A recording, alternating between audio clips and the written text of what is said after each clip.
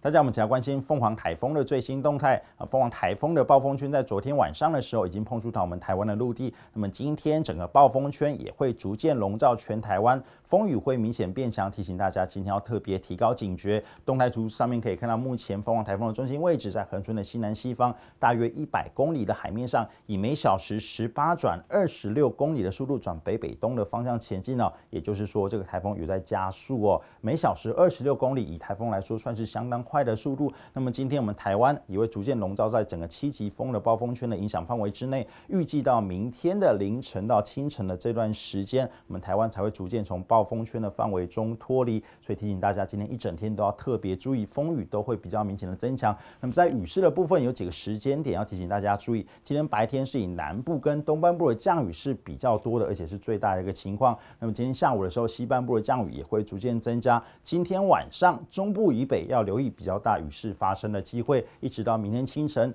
雨势才会逐渐缓和下来。那么我们从整个台风的卫星云图来了解一下这个台风的结构哦。其实昨天整个台风结构并不算相当的扎实，水汽量跟云系的话是以台风的南半边是比较强一点点，但是在昨天下午到晚上的这段时间，凤凰台风在巴士海峡附近滞留，也吸收了海上的能量哦，所以可以看到整个台风有一个重整增强的情况，慢慢的也可以看到台风眼的位置。那么预计今天台风会逐渐朝北北东的方向前进，但是会碰触到我们台湾的陆地，所以预计它的整个强度不会增强到中度台风的等级，可能会是轻度台风的上限，或是中度台风的下限。那么另外的话来看一下这个路径，目前看起来是会从南而北贯穿台湾，但是中间也可能会出现几个变数。第一个变数就是台风碰到台湾地形之后，可能会有高低层分离的现象。另外一个变数就是台风的环流在碰到我们台湾的这个中央山脉之后，可能会在西北侧或是东北侧产生副中心。如果副中心够强的话，可能可以提早把这个整个台风的云系拖着往北边走，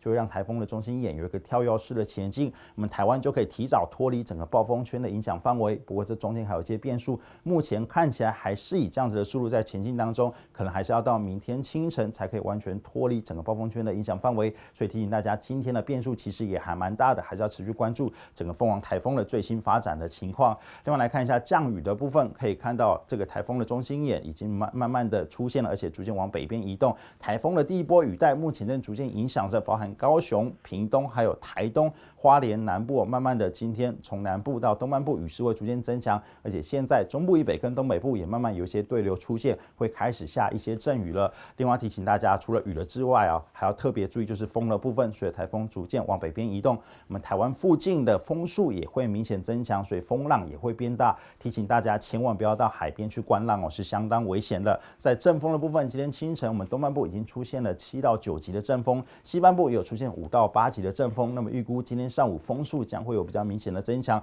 可以看到包含在我们东半部将会出现有11级的阵风。那么在我们中南部地区包含嘉义、高雄、屏东也会有出现11级阵风的机会，也包含澎湖。那么中部的话也会有10级阵风，那么在北部的话将会有出现8级阵风的机会。所以提醒大家今天如果说我们在这个房子附近有比较容易掉落的物品，要千万记得把它拴紧，或是把它收到这个室内来，不要这个掉落去砸伤了别人了。那么来看一下在这个降雨的部分，